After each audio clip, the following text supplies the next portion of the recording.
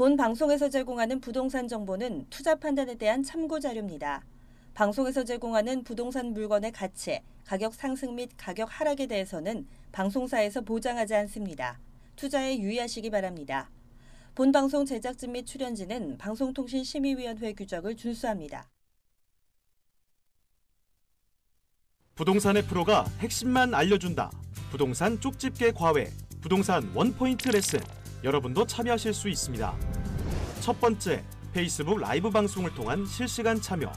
페이스북에서 알토마토를 검색하거나 주소를 입력해 들어오세요. 페이스북 라이브 방송에 여러분의 궁금증을 올려주시거나 메시지를 주시면 바로바로 해결해 드립니다. 두 번째, 전화 및 문자 참여. 02-2128-8505로 전화 주시거나 문자를 보내주세요. 상담을 통해 여러분의 부동산 고민을 해결해 드립니다. 하나만 기억하세요. 부동산 쪽집게 과외, 부동산 원포인트 레슨, 지금 바로 시작합니다. 네, 시청자 여러분들이 직접 보내주신 부동산 세금에 대한 리얼한 고민 이영준 세무사님과 함께 해결해 보겠습니다. 방송을 시청하시면서 궁금하신 내용이 있으신 분들은 서울 전화 2128-8505번으로 전화나 문자를 남겨주시기 바랍니다. 첫 번째 문자 사연부터 확인해 보겠습니다. 네, 뒷번호 8812님의 사연인데요. 경기도 분당에 1층짜리 겸용주택을 갖고 있습니다. 이 주택에서 음식점을 운영하시는데 음식점의 크기는 150제곱미터, 또 주택은 100제곱미터, 토지는 700제곱미터입니다. 이렇게 보내주셨어요. 이 전체를 매매하려고 하는데 겸용주택의 경우에는 면적에 따라서 주택으로 볼 수 있다라는 얘기를 들으신 것 같습니다. 프로님의 판단부터 화면으로 확인해 보겠습니다.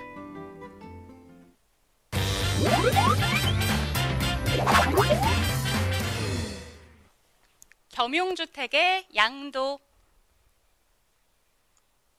네, 지금 면적이 정확히 어떤지 말씀을 해주셨습니다. 사연자님의 사연 같은 경우에는 겸용주택을 주택으로 볼 수 있는 건가요? 네, 그 부분에 대해서 설명드리도록 하겠습니다. 일단 문자 내용이 좀 길다 보니까 정리해보고 설명드리도록 하겠습니다. 첫 번째, 1층 겸용주택을 가지고 계신다고 하셨습니다.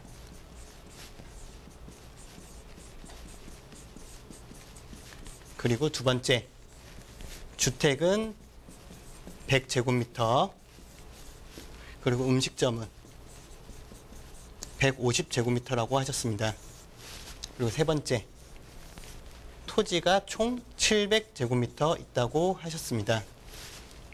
일단 이 겸용주택에 대해서 설명드리기 전에 겸용주택에 대해서 한번 설명드리도록 하겠습니다. 이 겸용주택은 주택과 상가가 동시에 있는 것이라고 보시면 되겠습니다. 따라서 주택과 상가가 있기 때문에 주택의 면적에 따라 전체를 주택으로 볼 수도 있고요. 그렇지 않을 수도 있는데요. 면적에 따라 어떻게 나뉘어지는지 알아보도록 하겠습니다. 첫 번째로 주택의 면적이 상가 면적보다 큰 경우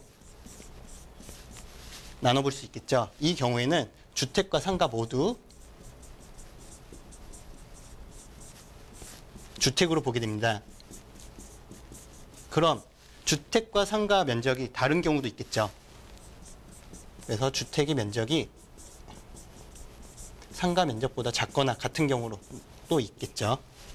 이 경우에는 주택만 주택으로 보고요. 상가는 일반 건물, 상가로 보게 됩니다. 따라서 면적에 따라 전체를 주택으로 볼 수도 있고 상가로 볼 수 있게 되는 것이죠. 네, 좋습니다. 겸용주택 전체를 주택으로 볼 수 있느냐 없느냐는 이 면적이 결정하는 것 같은데 지금 사연자님 같은 경우에는 이 주택의 면적이 음식점보다 작잖아요. 이럴 경우에는 주택으로 볼 수 없는 건가요? 네, 맞습니다. 문자 내용을 가지고 한번 정리해 보도록 하겠습니다. 주택의 면적이 100제곱미터라고 하셨습니다. 상가의 면적은 150제곱미터시고요. 당연히 주택의 면적이 상가 면적보다 작게 되죠. 따라서 이 주택 부분만 주택으로 보고 일반 음식점은 일반 상가로 건물 양도로 양도세를 신고하시면 되겠습니다. 네, 좋습니다. 사연자님의 사연 같은 경우에는 질문에 답을 드릴 때 주택과 상가의 크기를 비교만 하면 된다, 이렇게 정리를 할 수 있을 텐데요. 부수토지라는 것도 있잖아요. 이 부수토지는 또 어떻게 계산을 하면 될까요? 네, 면적이 없어서 지우고 다시 설명드리도록 하겠습니다. 일단 건물에는 부수토지라는 것이 있습니다. 따라서 겸용주택일 경우에는 지금 주택과 상가로 나뉘게 되죠. 그리고 그 건물에 둘러싼 토지가 있겠습니다. 그럼 이 토지에는 주택의 부수 토지도 있겠고 주택의 부수 토지를 제외한 상가의 부수 토지로 나눌 수 있겠습니다. 그렇다면 이 주택의 부수 토지를 한번 계산해 보도록 하겠습니다.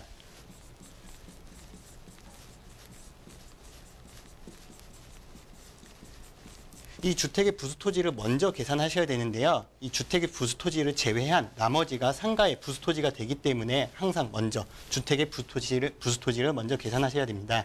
이 계산하는 방법은 토지 총 면적에 주거 면적과 상가 면적을 더한 그 면적으로 나눈 다음에 주택의 면적을 곱하여 계산됩니다. 이렇게 될 경우 40.4 나오니까 280제곱미터가 나오고요. 또 다른 방법이 있는데요.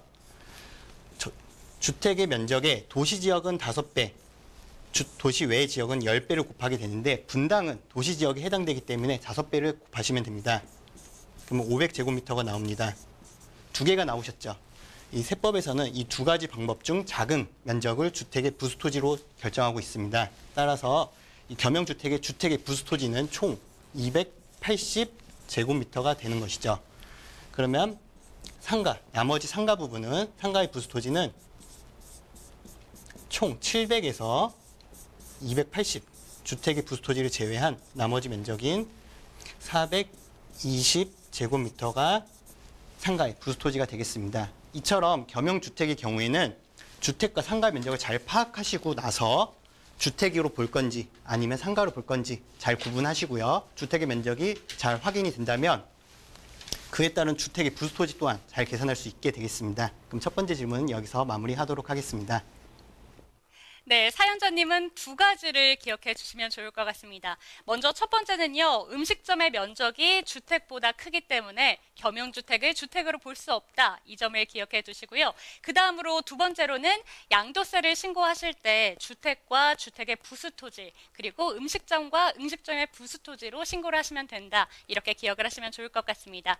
그리고 추가적인 궁금증이 생기신다면 서울전화 2128-8505번으로 저희에게 다시 한번 문자와 전화를 주시기 바랍니다. 네, 이어지는 두 번째 사연 받아볼게요. 뒷번호 0781님의 사연입니다. 음식점을 하던 기존 상가에 새로 임차를 들어가면서 권리금을 지급했습니다. 이후에 해당 상가를 산 상태인데 곧 처분할 계획이라고 하시네요. 이 매도를 하면서 양도세를 계산하실 때 기존에 낸 권리금을 경비로 인정받을 수 있을지 궁금합니다. 이렇게 사연을 보내주셨습니다. 프로님의 해법부터 확인해 보겠습니다.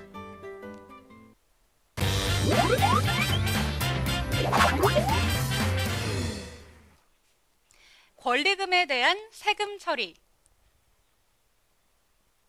네, 기존에 임차를 들어가실 때 권리금을 내셨는데 이 부분에 대한 세금 처리가 궁금하시다 보내주셨습니다. 먼저 권리금이 무엇인지부터 설명해 주시죠.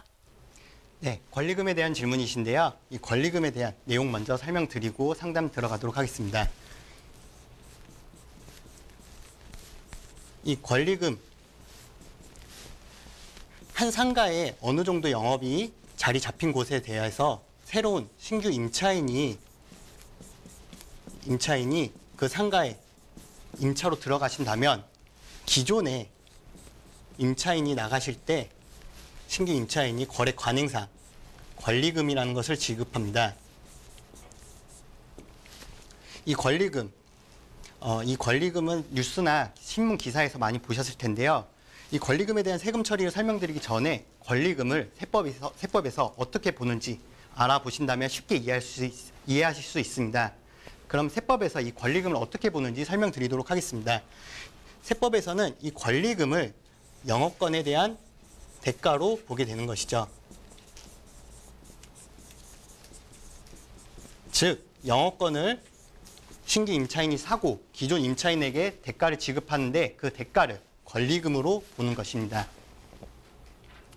네, 영업권에 대한 대가로 주는 것이 권리금이다 이렇게 말씀을 해주셨는데 또 이번에는 영업권이 무엇인지도 짚어주셔야 될 것 같습니다. 네, 이어서 영업권에 대한 설명을 드리도록 할 텐데요. 이 기존 임차인이 해당 상가에서 영업을 하시면서 초과 이익을 내는 상권을 형성하게 됩니다. 그럼 세법은 이 초과 이익을 내는 상권을 무형자산으로 보게 되고요.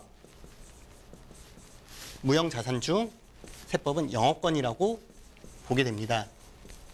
즉, 신규 임차인은 상가에 새로 진입을 하시면서 초과 이익이 나는 상권을 얻게 되는 것이죠. 이 초과 이익이 나는 상권을 신규 임차인이 얻게 되는데 그에 대한 대가로 권리금을 지급한다라고 보게 되는 것이 세법의 견해입니다. 네, 그렇다면 이 권리금 같은 경우에는 기존의 임차인이 만들어 놓은 상권에 대한 권리금을 영업권에 대한 권리금이다 이렇게 보실 수가 있을 것 같은데 문의 주신 질문으로 한번 다시 들어가 볼게요. 이 권리금 양도세를 계산하실 때 경비로 인정받을 수 있는 건가요? 네, 질문한 내용을 설명드리도록 하겠습니다. 이 권리금 양도세 때 비용으로 받으실 수 있는지 없는지 내용인데요. 결론부터 말씀드리면 양도세 때 경비로 인정받으실 수 없습니다. 양도세 때 경비로 인정받기 위해서는 크게 두 가지로 나눠볼 수 있습니다. 첫 번째, 취득, 처분 단계에서 필수적으로 발생되는 비용이어야 됩니다. 그리고 두 번째, 보유 단계에서 자산의 가치를 증가시키는 자본적 지출에 해당하셔야 되는데요. 이 권리금을 보시면 권리금은 임차인 간의 거래 내용입니다. 즉, 그 상가를 취득하는 데 발생되는 비용이 아니기 때문에 이 권리금은 양도세 때 비용으로 인정받을 수 없습니다. 네.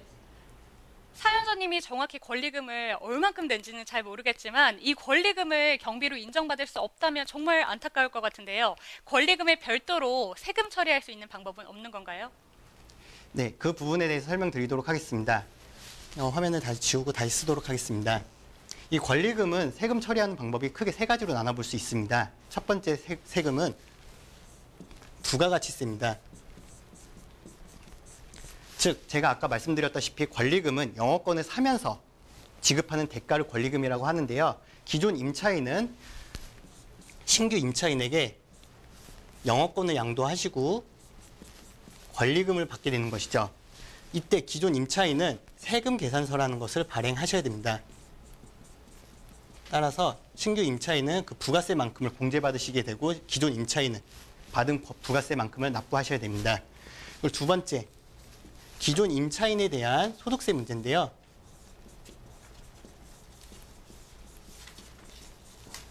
기존 임차인은 영업권을 양도하시고 권리금을 받습니다. 이 권리금을 세법에서는 기타 소득으로 보게 됩니다.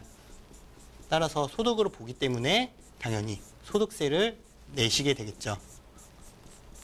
이때 기타 소득으로 보는 금액은 권리금의 30%를 그 기타 소득으로 보게 되는데요. 예를 들어 2천만 원을 만약에 받으셨다. 그러면 2천만 원의 30%, 600만 원이 기타 소득으로 되시고요. 거기에 대해서 소득세를 납부하시면 되겠습니다. 이어서 마지막으로 신규 임차인에 대한 소득세 부분을 설명드리도록 할 텐데요. 신규 임차인의 소득세입니다. 신규 임차인은 영업권을 사고 그에 대한 대가로 권리금을 지급하십니다. 그렇다면 영업을 하시는 동안 영업권이라는 자산을 계상하게 되는 것이죠. 그래서 영업권이라는 자산을 사업하시면서 자산으로 올리시고요. 이게 자산이기 때문에 건물이나 자동차처럼 감가상각이 있습니다. 즉 상각을 하시면서 사업하시는 기간 동안 사업소득에서 비용 처리가 되게 되는 것이죠. 따라서 지금같이 설명드린 것은 원칙적인 권리금에 대한 세금 처리입니다. 많은 분들이 아직 권리금에 대해서 잘 모르시는 분들이 있는데요. 지금 세법에서 개정이 되어 명문화가 되었던 만큼 잘 기억해 두시고 세금에 대한 불이익이 없으셨으면 좋겠습니다. 네, 문자 보내주신 사연자님 정말 다행입니다. 양도세로는 비용으로 인정받을 수 없지만 사업소득세에서 비용 처리가 가능하기 때문에 권리금 비용 처리를 반드시 하시기 바랍니다. 또 다른 궁금사항 생기시면 서울전화 2128-8505번으로 다시 한번 연락주세요. 이어지는 문자 사연은 어떤 내용을 담고 있는지 확인해 보겠습니다. 뒷번호 1242님의 사연입니다. 작년까지 수지와 평택에 2주택을 소유하다가 올해 1월에 수지주택을 양도했습니다. 그리고 현재 거주 중인 평택주택도 곧 양도하려고 하는데요. 1세대 1주택 비과세 요건을 갖춘 상태지만 양도 차손이 예상됩니다. 이럴 경우에 이전에 양도한 수지주택에 대한 양도세는 환급받을 수 있을까요? 이렇게 질문을 주셨습니다. 프로님의 의견부터 확인해 보겠습니다.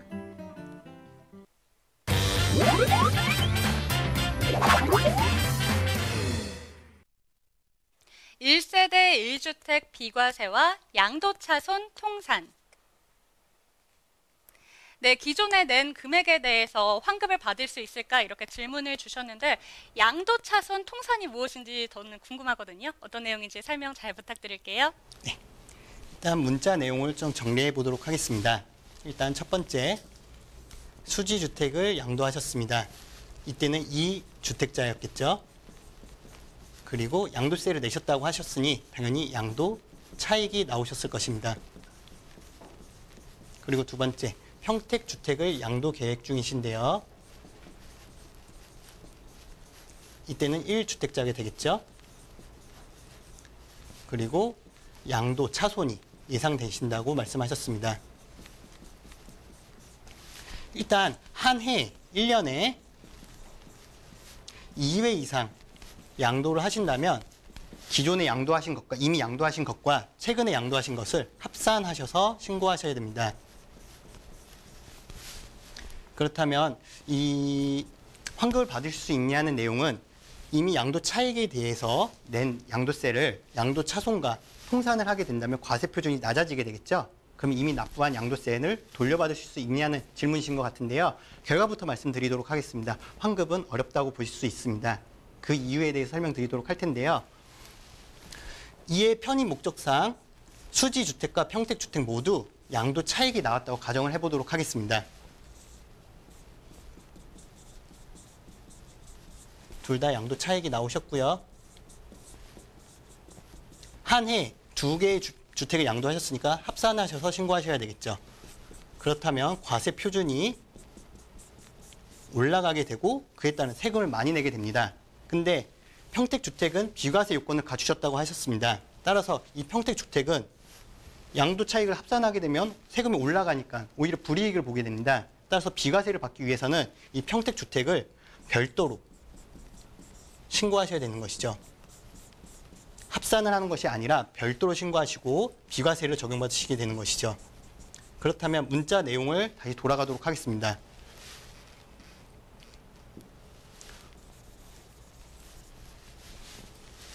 만약 양도 차손이 나온 평택주택에 대해서 합산을 하게 되면 과세 표준은 낮아지게 되겠죠. 그러면 세금을 돌려받으실 수 있습니다. 하지만 이 평택주택이 비과세를 적용받으시기 때문에 단순히 합산하는 것이 아니라 이 차손이 나온 평택주택을 별도로 신고하셔서 비과세를 적용받으셔야 되기 때문에 환급은 어렵다고 결론 지을 수 있겠습니다. 네, 만약에 합산을 하신다면 환급을 받을 수 있겠지만 이 경우에는 비과세를 적용받는 게 더 유리하기 때문에 환급은 어렵다 이렇게 정리를 해볼 수가 있겠습니다. 추가적인 궁금증 생기신다면 언제든지 저희에게 전화 주세요. 서울전화 2128-8505번 언제든지 열려 있습니다. 이어지는 문자 사연 확인해 볼게요. 뒷번호 3311님의 사연입니다. 무허가 주택에 있는 토지를 상속받았습니다. 이 토지를 매각하려고 하는데 세금이 많이 나올까요? 질문을 주셨습니다. 아무래도 무허가이다 보니까 중과가 되지 않을까 걱정하시는 것 같아요. 원포인트부터 확인해 보겠습니다.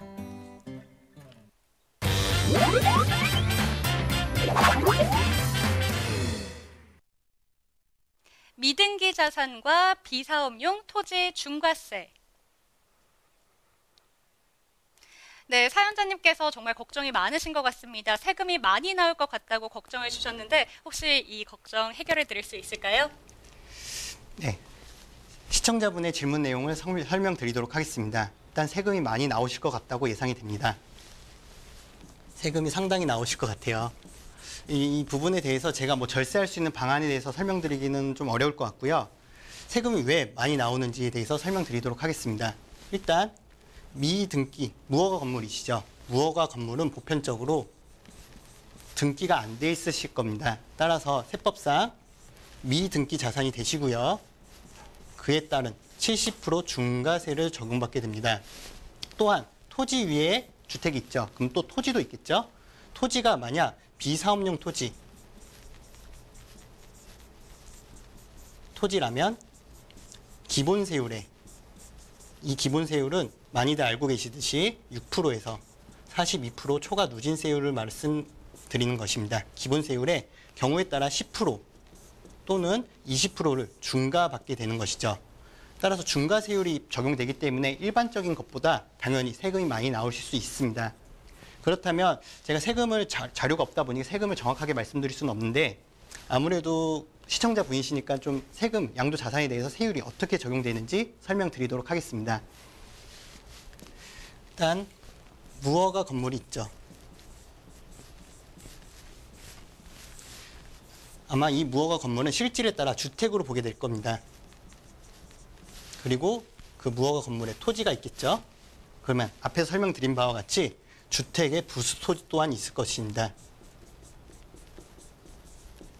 그리고 만약 이 주택의 부수 토지를 제외한 이외의 면적이 있다면 이외의 토지로 또 나눌 수 있겠죠. 그러면 양도자산을 다음과 같이 나눠보고요. 세율이 어떻게 적용되는지 설명드리도록 하겠습니다. 일단 무허가 건물. 등기가 안 돼 있으시니까 당연히 70% 중과세율을 적용받으시게 됩니다. 그리고 두 번째, 주택의 부수토지. 부수토지는 기본적으로 기본세율을 적용받습니다. 주택의 부수토지는 비사업용 토지로 보는 것이 아니라 일반 토지로 보게 되기 때문에 중과세를 적용하지 않고요. 만약 주택의 부수토지를 제외한 나머지 토지가 있다면 이외 토지는 원칙적으로 기본세율을 적용받게 됩니다. 단, 이 토지가 비사업용 토지라면 기본세율의 경우에 따라 10% 또는 20%를 중과받게 되는 것이죠. 따라서 세금을 정확하게 알려드리진 못했지만 이 양도자산을 잘 나눠서 세율이 어떻게 적용되는지 아신다면 세금을 계산하실 때 좀 편리함을 얻으실 수 있을 것 같습니다. 네, 사연자님의 경우에는 무허가 주택에 대한 중과세가 적용되고 주택의 부수 토지에도 중과세가 적용될 것으로 보입니다. 이렇게 정리를 할 수 있겠습니다. 정확하게 세금이 어느 정도가 나올까 예측을 하고 싶다면 저희에게 다시 한번 전화 주세요. 서울 전화 2128-8505번으로 다시 한번 전화 주시면 친절하게 한 번 더 도움 드리겠습니다. 네, 이렇게 부동산 세금에 대한 시청자 여러분들의 궁금증 해결을 봤는데요. 세무사님께서 방송뿐만 아니라 시청자 여러분들을 직접 만나 뵙고 도움을 드릴 수 있는 그런 자리도 마련하시고 있다고 들었습니다. 어떤 내용인지 소개해 주시죠. 네, 다음 주 화요일 오후 2시 가산 디지털 단지역 인근에서 김민혜 소장과 함께 주택임대 사업자 활용 방법과 수익형 부동산에 대한 블루오션이라는 주제를 가지고 세미나를 개최할 예정입니다. 시청자 여러분의 많은 관심과 참여 부탁드리도록 하겠습니다. 네, 잠시 후 2부의 파트너 김무인의 프로님과 또 이영준 소장님을 한꺼번에 볼 수 있는 기회고요. 다양한 절세 팁부터 부동산 꿀팁까지 얻어가 보셨으면 좋겠습니다. 오늘 도움 말씀 주신 이영준 프로님은 여기서 보내드릴 시간인 것 같습니다. 프로님 감사합니다. 네, 감사합니다.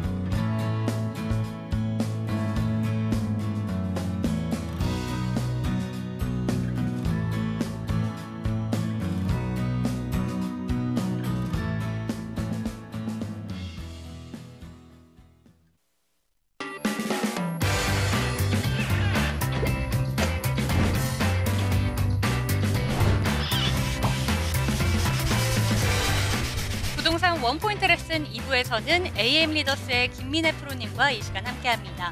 김민혜 프로님께 상담 받아보고 싶으신 분들은 서울 전화 2128-8505번으로 문자를 남겨주시기 바랍니다. 한 분 한 분 친절하게 상담 도와드리겠습니다.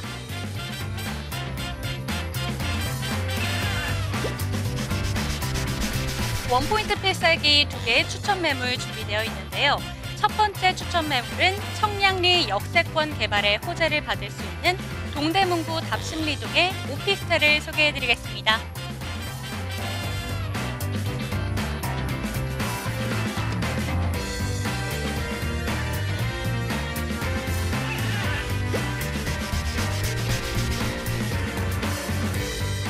두 번째 추천 매물은 마곡지구의 수혜를 직접 받게 될 강서구 화곡동의 다세대 주택을 소개해드리겠습니다. 잠시만요.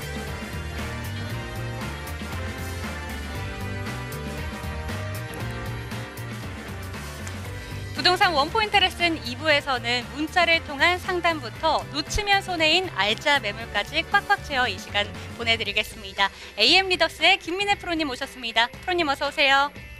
안녕하세요. 네, 인사 말씀해 주시죠. 네, 안녕하세요. AM 리더스 김민혜 소장입니다. 이제 휴가철이 끝난 것 같습니다.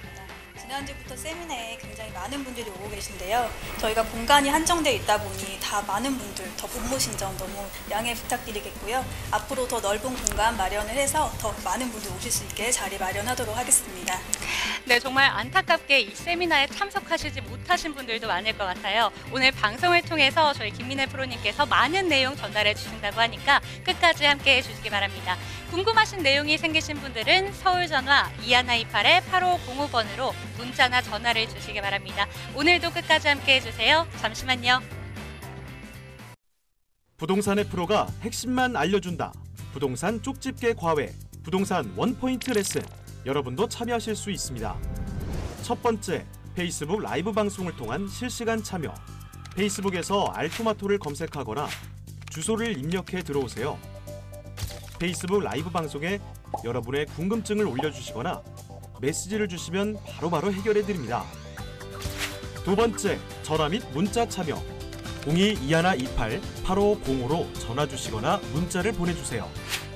상담을 통해 여러분의 부동산 고민을 해결해 드립니다. 하나만 기억하세요. 부동산 쪽집게 과외, 부동산 원포인트 레슨 지금 바로 시작합니다. 네, 부동산 원포인트 레슨 2부에서는 AM 리더스의 김민혜 프로님과 함께 여러분들이 갖고 계신 부동산 관련 고민을 해결해 드리겠습니다. 김민혜 프로님께 직접 상담이 받고 싶으신 분들은 서울 전화 2128-8505번으로 저희에게 문자를 남겨주시기 바랍니다. 첫 번째 문자 사연부터 받아볼게요. 뒷번호 3147님의 사연입니다. 판교에 직장을 두고 있고 실거주 목적으로 수지구청역 현대 성우 8단지와 죽전 우미 노스비를 매수 고민 중입니다. 가격은 현대 성우가 더 비싸다는 얘기까지 해주셨습니다. 10년 이상 장기 거주 예정인데 어디가 더 좋을까요? 이렇게 질문을 남겨주셨습니다. 실거주 목적으로 두 아파트를 고려하고 있습니다. 투자까지 할 수 있다면 정말 좋을 것 같은데요. 프로님의 의견부터 확인해 보겠습니다.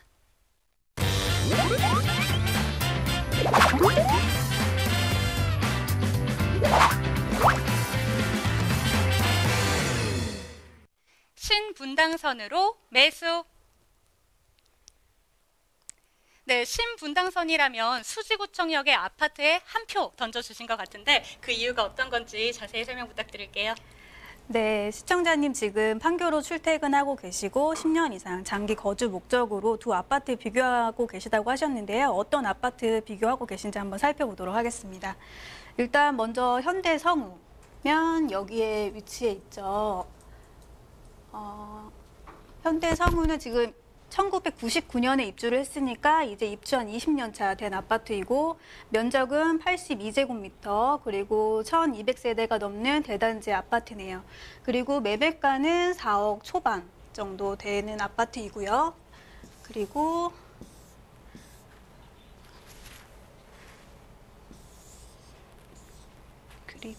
아까 우미 이너스빌 얘기하셨죠? 우미 이너스빌 이쪽에 있네요. 우미 이노스빌 같은 경우에 2004년에 입주를 시작했으니까 이제 한 15년 차 된 아파트이고 면적은 86제곱미터니까 두 개가 큰 차이가 없네요. 일단 단일 평형으로 두 개 다 동일하다고 볼 수가 있겠고 규모는 418세대네요. 그러면은 한 3분의 1 정도로 작은 단지가 되겠어요. 매매가는 3억 초중반으로 지금 형성이 되어 있는데요. 일단 뭐 살펴보면서 어느 쪽이 조금 더 앞으로 전망이 있고 거주하기 편할지 한번 살펴보도록 하겠습니다. 자, 한번 비교를 해볼게요. 현대 성우와 우미 이노스빌. 자, 일단 뭐 지하철 꼭 따져보라고 말씀을 드렸죠. 지하철이랑 그리고 직주 근접, 또 주거 쾌적성이라든지 또 뭐 편의성 이런 것들 따져보라고 말씀을 드렸고, 또 학교 실거주 하실 거니까 학교도 중요한 부분이겠죠. 이제 하나하나씩 한번 살펴보도록 하겠습니다. 일단 현대성우 같은 경우에는 신분당선이고 수지구청역을 이용하게 되죠.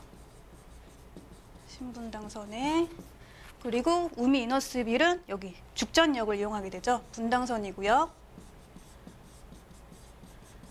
둘 다 뭐 노선은 좋은 노선이지만 일단은 시청자님 판교로 출퇴근하고 계시다고 하셨으니까 더 편하신 노선은 신분당선으로 조금 더 점수를 주고 싶고요. 그리고 대체적으로 강남 접근을 할 때 신분당선이 조금 더 시간을 단축을 할 수가 있죠.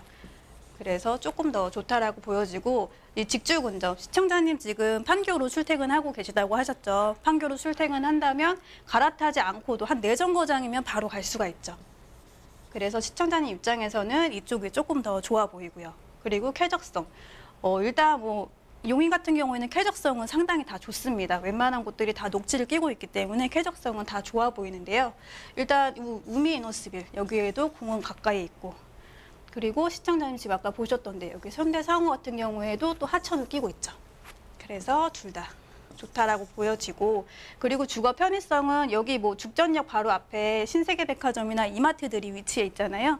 그리고 현대성우 앞에도 이렇게 롯데마트라든지 또 밑에 롯데몰도 이제 곧 개장을 하게 되죠. 그리고 그래서 둘 다 이제 편의성은 좋은데 여기 같은 경우는 수지구청이 있죠. 이런 관공서도 같이 있기 때문에 조금 더 좋은 점수를 주고 싶습니다.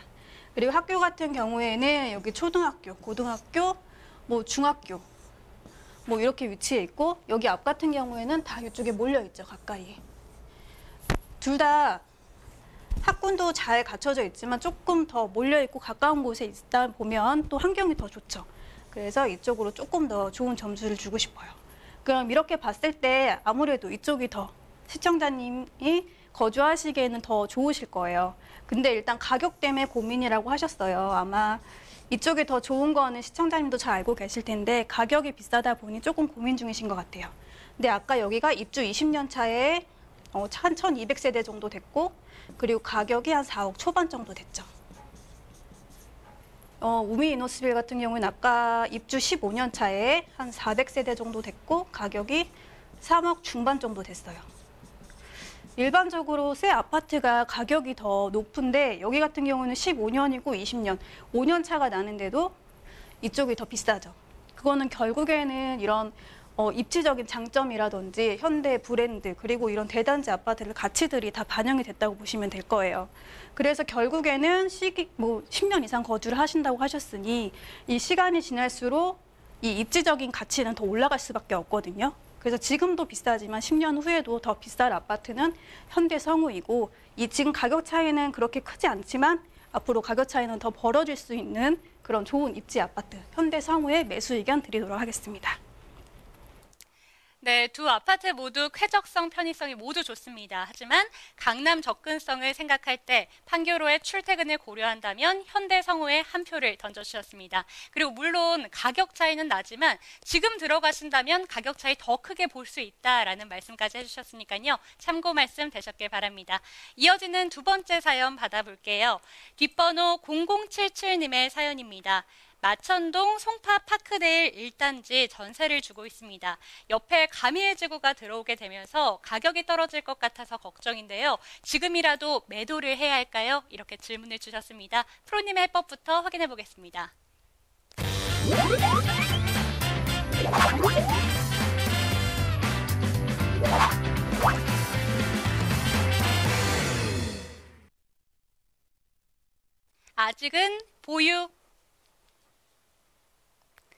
아직은 보유하셔야 된다 이렇게 말씀을 해주셨습니다. 그렇다면 시청자님 조금이라도 걱정을 덜 수 있을 것 같은데 의견 제대로 얘기해 주시죠. 네, 일단 지도 보면서 말씀드리도록 하겠습니다. 시청자님 가지고 계신 곳이 송파 파크데일 아파트라고 얘기를 하셨는데요. 이 송파구 마천동에 위치해 있는 아파트죠. 2011년도에 입주를 시작했으니까 한 8년 차 된 아파트여서 비교적 새 아파트에 속하게 되는 그런 아파트인데요. 지금 전세 주고 계시는데 이 하남 가밀이 들어오게 되면 가격이 떨어지지 않을까. 그래서 공급량 때문에 가격이 떨어지지 않을까 좀 고민 중이신 것 같으세요. 근데 저는 일단 결론부터 말씀드리면 지금은 보유하시라고 말씀을 드리겠고요. 앞으로 가격 상승을 좀 더 할 수 있는 그런 여건들이 있기 때문에 보유 의견 드리도록 하겠고요. 그 이유들 말씀을 드리도록 하겠습니다. 일단 시청자님 가지고 계신 여기 아파트 이쪽에 위치해 있는데요. 지금 이쪽으로 단절이 되어 있었죠. 여기 보면은 이제 물류단지라고 되어 있어서 이런 뭐 창고 부지라든지 이런 것들이 들어와 있어서 그 전에는 그 주거 환경이 그렇게 썩 좋지 못했던 곳이었는데요. 이 하남 가밀이 들어오면서 이쪽에 새 아파트들이 들어오게 되죠. 그러면 주거 환경은 더 개선이 될 수가 있기 때문에 저는 장점이면 장점이지 그렇게 시청자님 뭐 아파트가 가격이 낮아질 그런 단점으로 작용할 것 같지는 않습니다. 그리고 두 곳을 비교하게 되면은 여기는 하남시죠. 뭐 이쪽이 나쁘다는 건 아니지만 여기는 하남시고 여기는 강남 3구, 송파죠.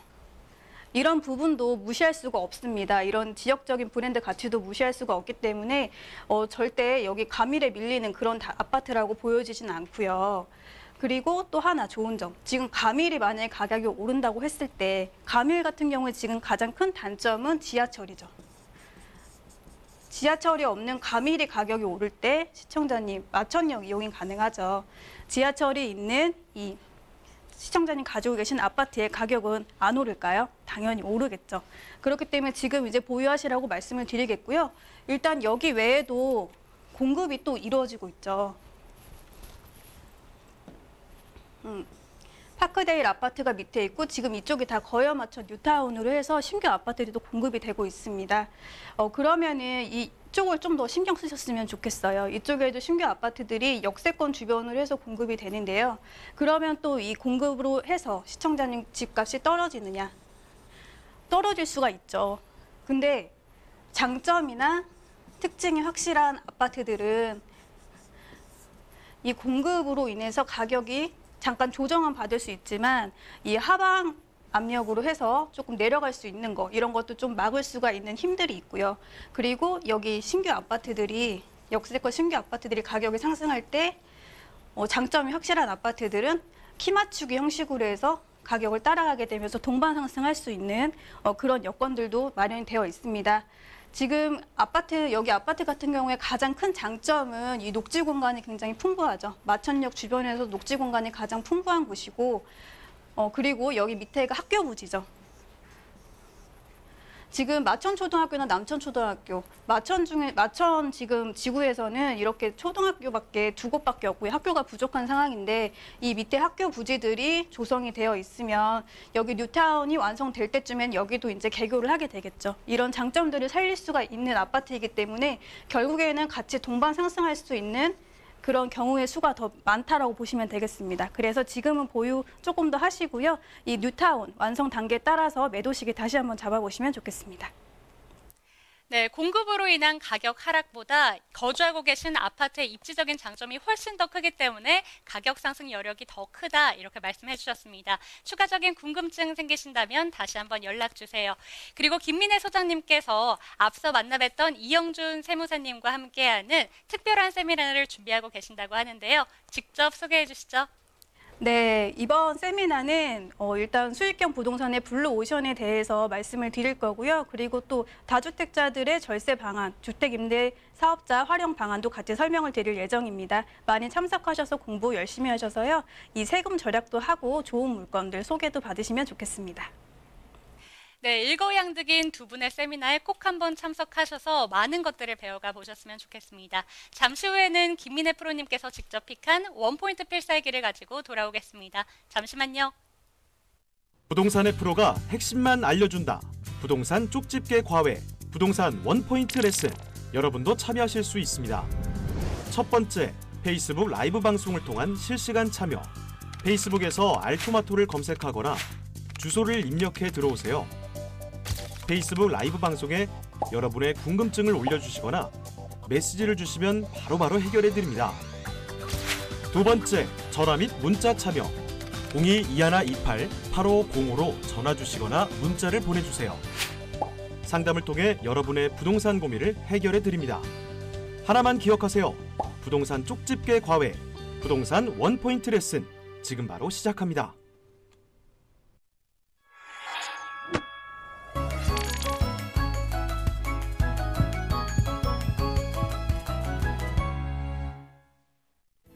프로의 필살기, 프로의 추천 매물, 원포인트 필살기 시간입니다. 오늘도 놓치면 손해인 알짜 매물 준비해 주셨죠? 네, 청량리 역세권 개발의 수혜를 바로 받아볼 수 있는 답심리 초역세권의 오피스텔 소개해드리겠습니다. 네, 서울 동부권의 센터라고 볼 수 있는 청량리 역세권 개발의 호텔을 제대로 받을 수 있는 동대문구 답심리동의 오피스텔 지금 바로 확인해 보겠습니다.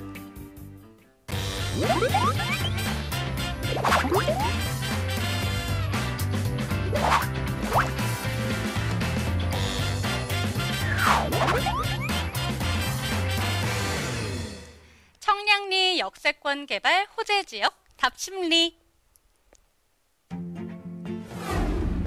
동대문구 답심리동 오피스텔의 위치부터 확인해 보겠습니다. 저희가 소개해드리는 오피스텔은 5호선 답심리역과 2호선 용담역을 모두 이용할 수 있는 더블 역세권입니다. 두 지하철 모두 걸어서 10분이면 이용이 가능한데요. 답심리역에서는 3분, 용담역에서는 6분입니다. 때문에 원하는 호선별로 편리하게 이동할 수가 있는데 이렇게 된다면 주변에 있는 대학교와 업무지구까지 편리하게 이동이 가능하겠네요. 네, 한양대나 서울시립대랑도 굉장히 가깝고요. 5호선, 2호선 바로 이용해서 갈아타지 않고도 주요 업무단지에 바로 갈 수가 있어서 수요는 항상 풍부한 곳이다라고 보시면 되겠습니다. 네, 직장인들도 대학생들도 수요가 엄청날 것 같습니다.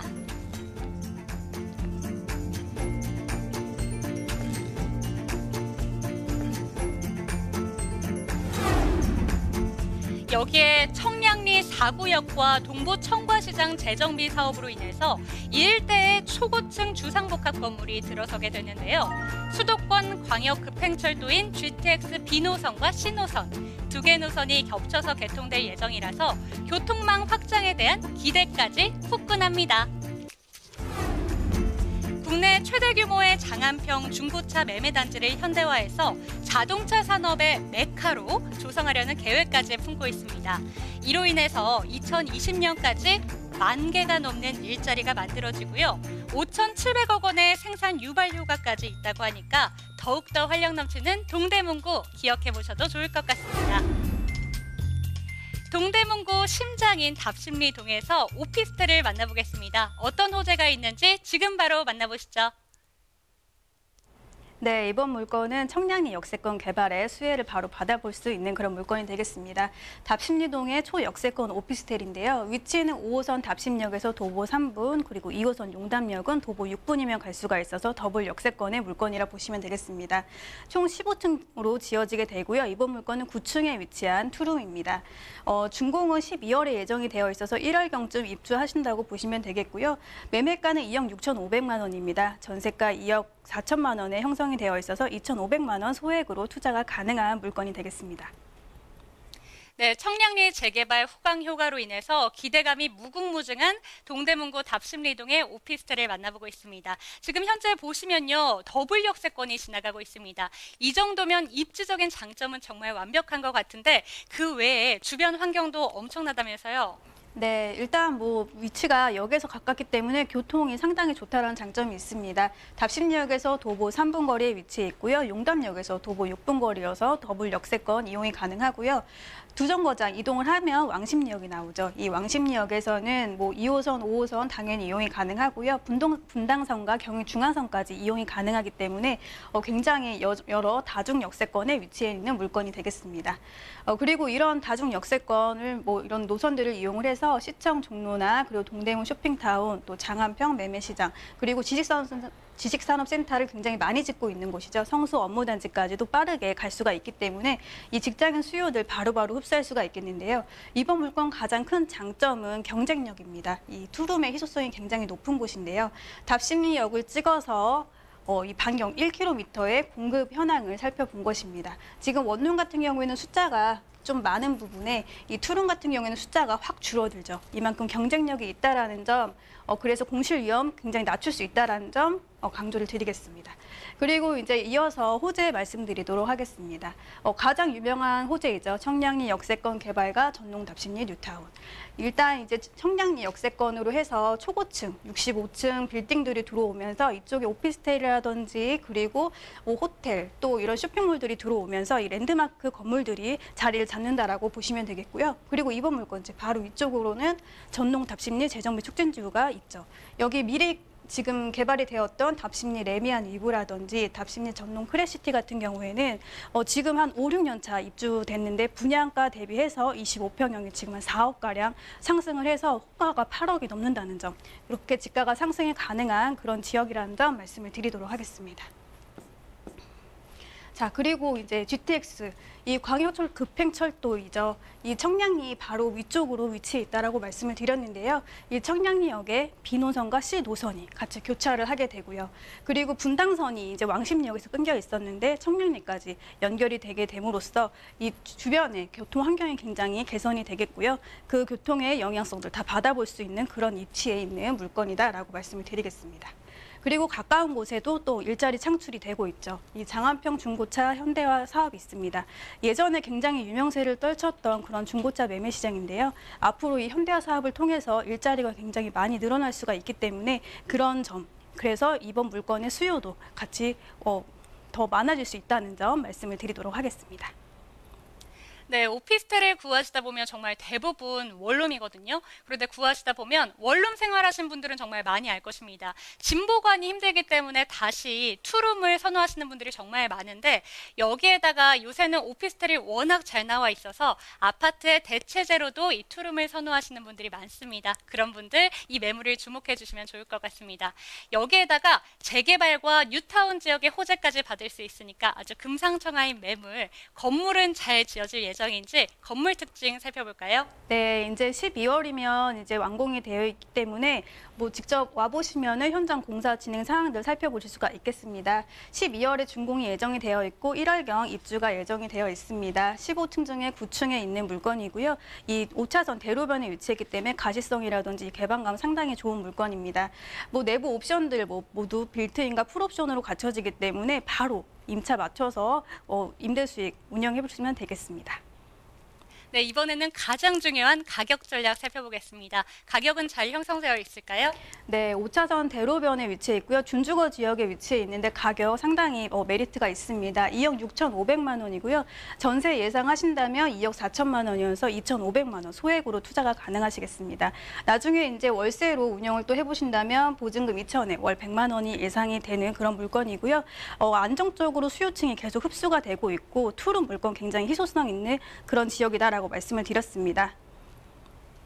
네, 이곳이 동북부의 센터로 떠오르고 있는 지역이라고 합니다. 그곳에서 투룸으로 만나볼 수 있는 오피스텔이니까요. 추가적인 궁금증 생기신다면 서울전화 2128에 8505번으로 저희에게 전화나 문자를 주시기 바랍니다.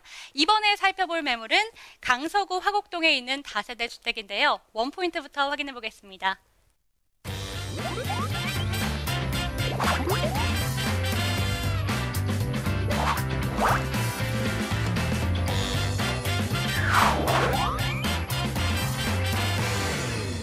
마곡지구 직접 수혜지. 네, 이번에는 서남권의 대표 지역으로 우뚝 선 곳입니다. 강서구 화곡동에 있는 다세대 주택 설명해 주셔야 될 것 같습니다. 네. 네, 이번 물건은 화곡동에 위치한 다세대 주택인데요. 위치는 화곡역에서 도보 4분 거리로 초역세권에 위치한 물건이 되겠습니다. 총 7층 2개 동 단지형으로 지어지고 있고요. 이번 물건은 그중 4층에 위치한 투룸 물건이 되겠습니다. 실사용 면적 약 13평 정도 되기 때문에 넉넉한 투룸 공간을 가지고 있고요. 준공은 이미 5월에 났습니다. 그렇기 때문에 현장 오시면 내부 다 직접 살펴보실 수가 있겠고요. 매매가는 2억 3,500만 원입니다.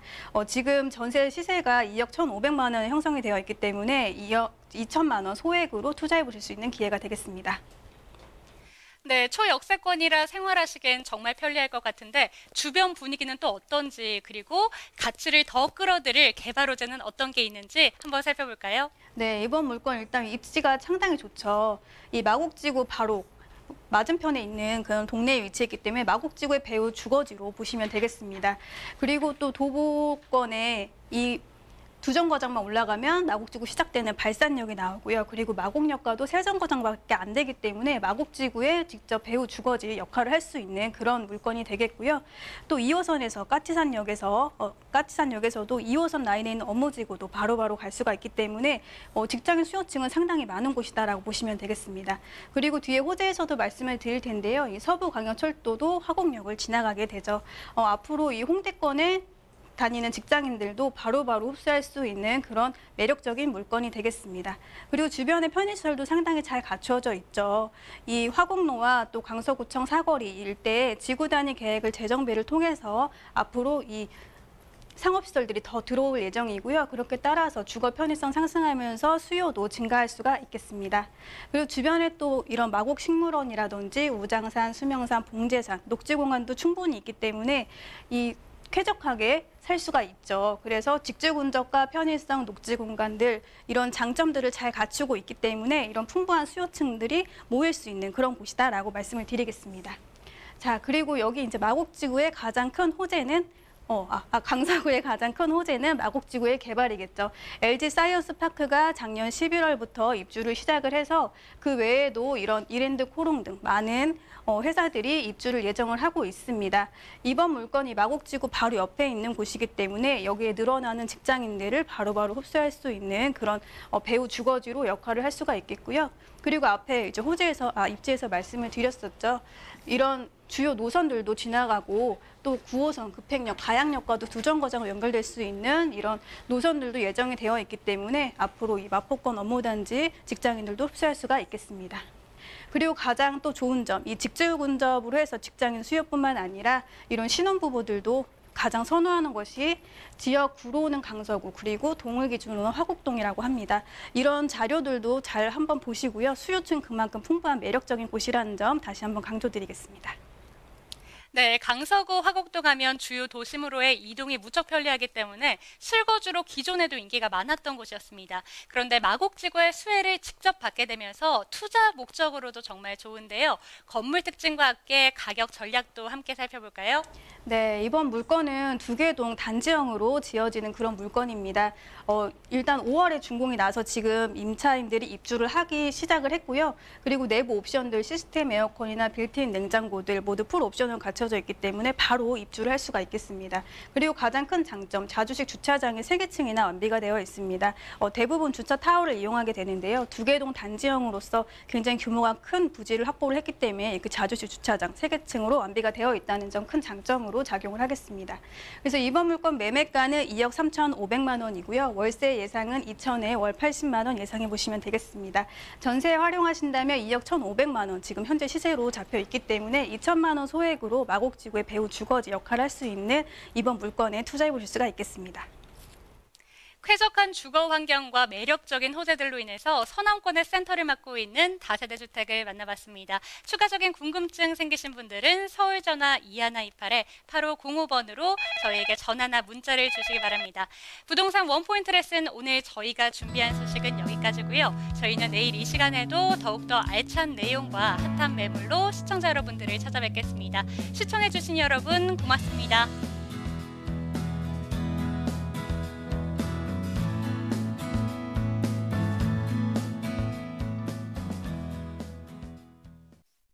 본 방송에서 제공하는 부동산 정보는 투자 판단에 대한 참고 자료입니다. 방송에서 제공하는 부동산 물건의 가치, 가격 상승 및 가격 하락에 대해서는 방송사에서 보장하지 않습니다.